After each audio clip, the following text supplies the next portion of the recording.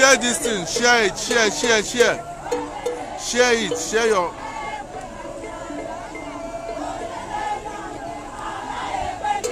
Please, try and share this. Try and share this.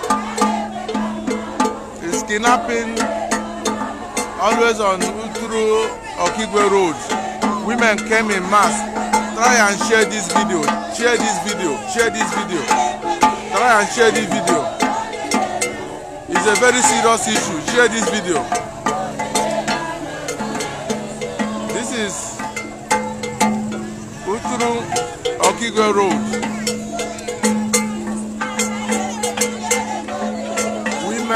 Is protesting about the killing and kidnapping. The killings and kidnapping through Okigwe Road.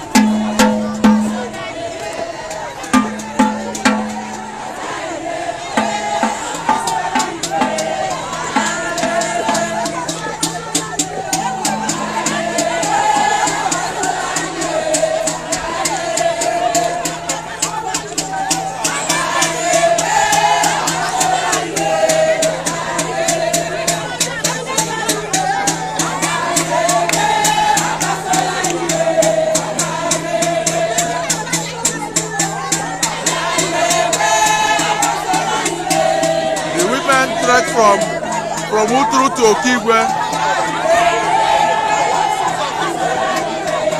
to express their anger over the constant kidnapping issue along Okigwe-Uturu Road.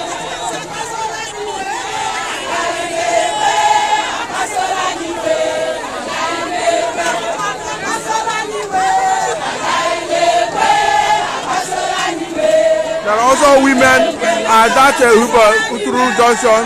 There are also women waiting, those who could not walk to Okigwe that are in Hodil, waiting as well, praying for this kidnapper to stop.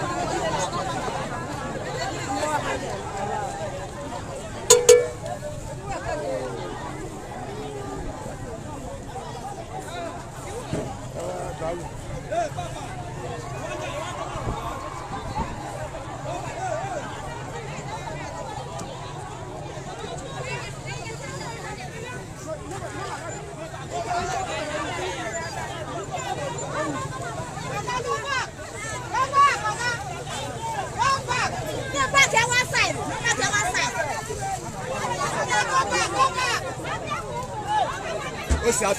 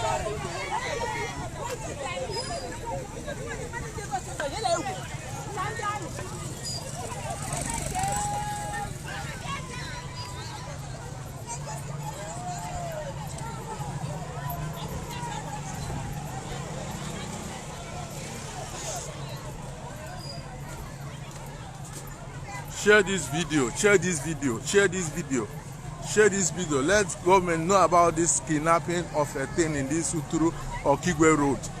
Share this video. Try and share this video. Share this video. If you love these people, if you love these women, share this video. Let the government know about this.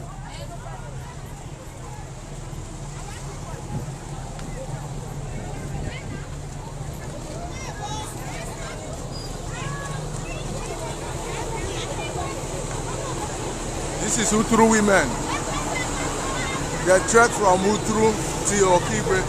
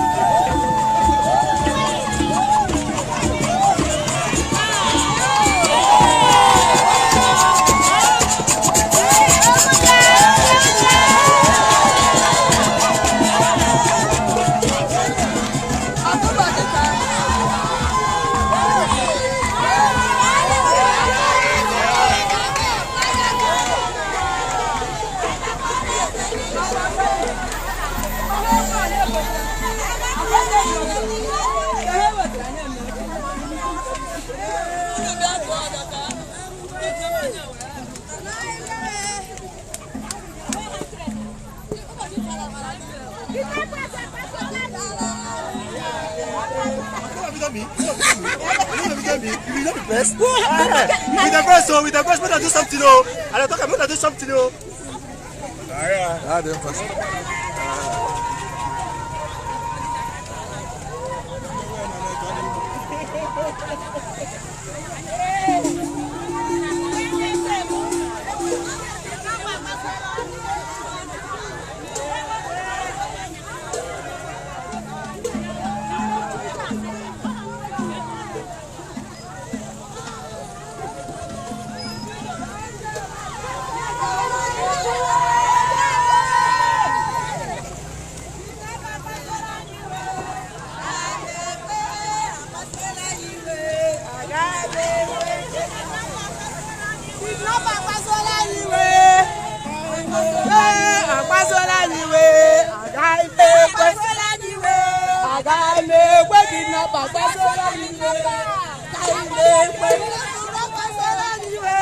Agame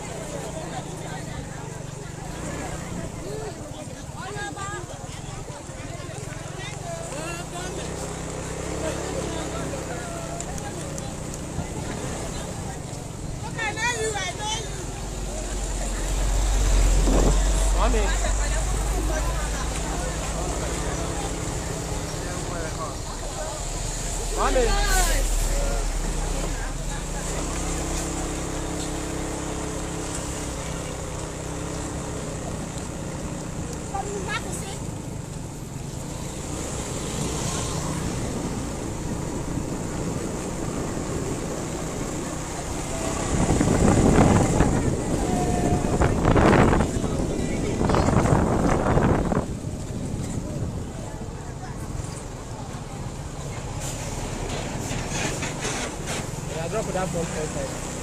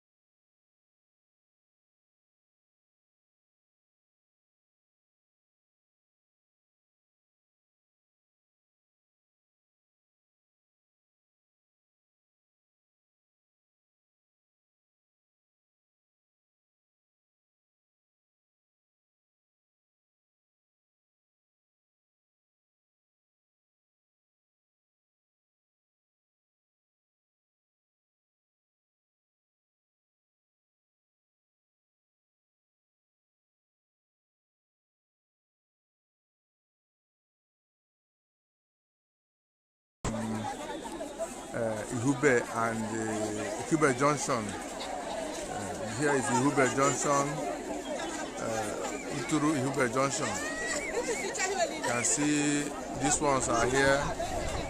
These people could not go to Okigwe, so but they are here and praying for this, for the government also to intercede on our behalf for these killings on this particular road. The killings is much. Last 2 days there was a kidnap attack and several people have been killed on this road. So there are people coming now. They are up in their thousands. Women, Utru women in their thousands are coming right now in this particular spot for prayers. Stay tuned to watch women and try and share this video. Share this video so that government will know about this today. Share this video. If you love Utru Road, if you love Utru women, if you love this road, if you love life of people, share this video. It won't take any time, it won't take any money to share this video. Click on the share button and share this video so that they will know about this. They will know about this.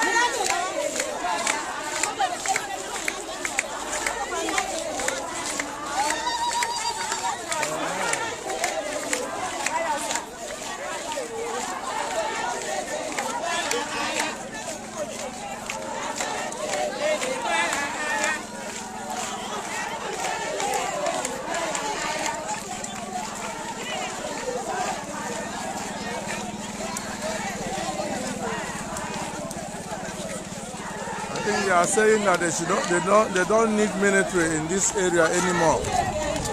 That's what they are saying right now.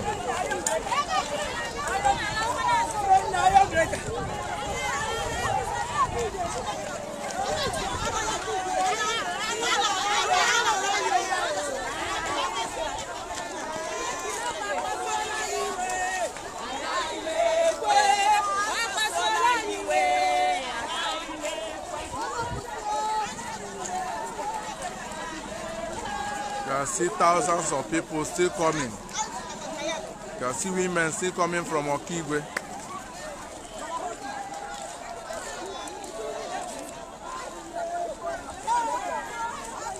You can see thousands of them coming for this protest and prayers as well. You can see our women See our women. In their hundreds, in their thousands.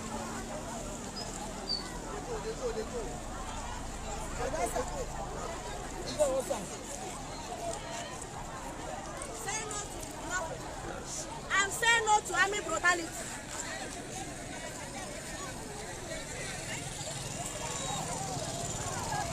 See them in their thousands rushing down to a prayer point where they will say their prayers. See them.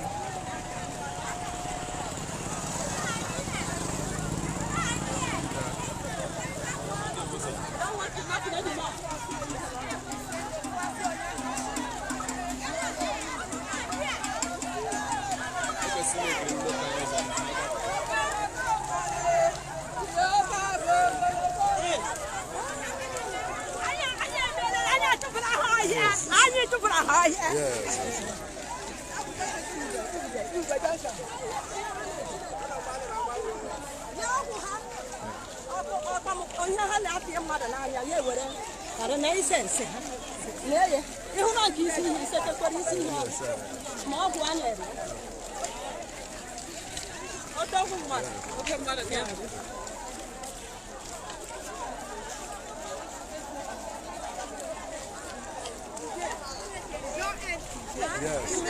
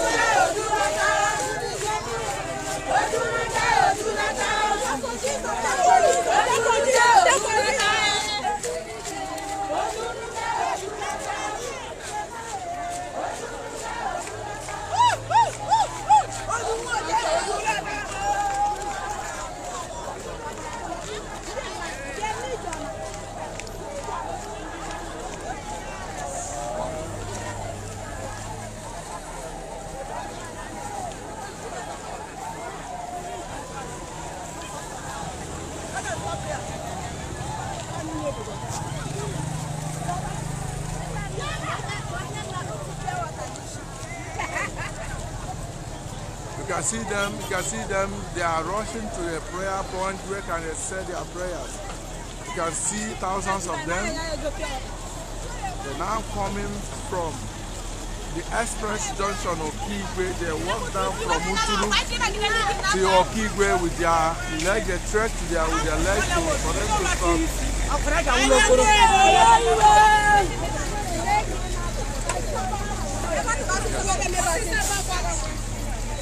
See them. You can see through women, there are many. There are many, there are thousands, they are rushing.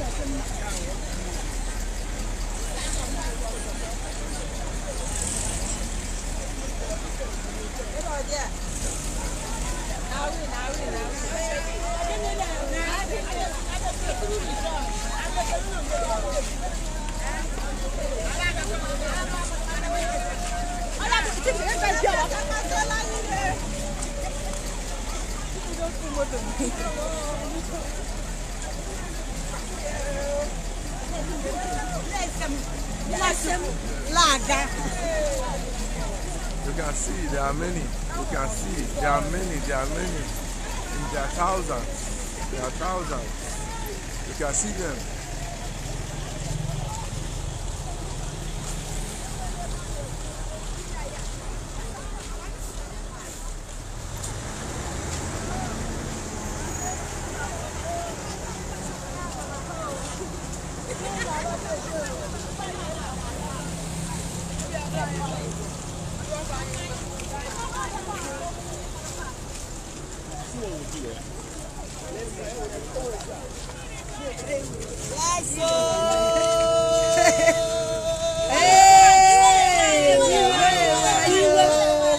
Jehovah where you were, Chineke where you were, Jesus where you were, Jesus where you were, Chineke where you were.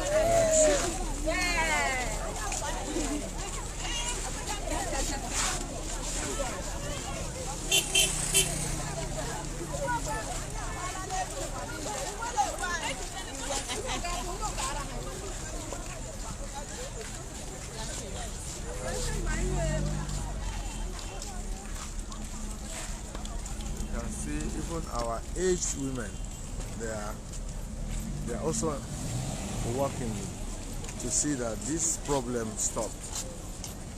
You can see they are aged ones. Aged ones.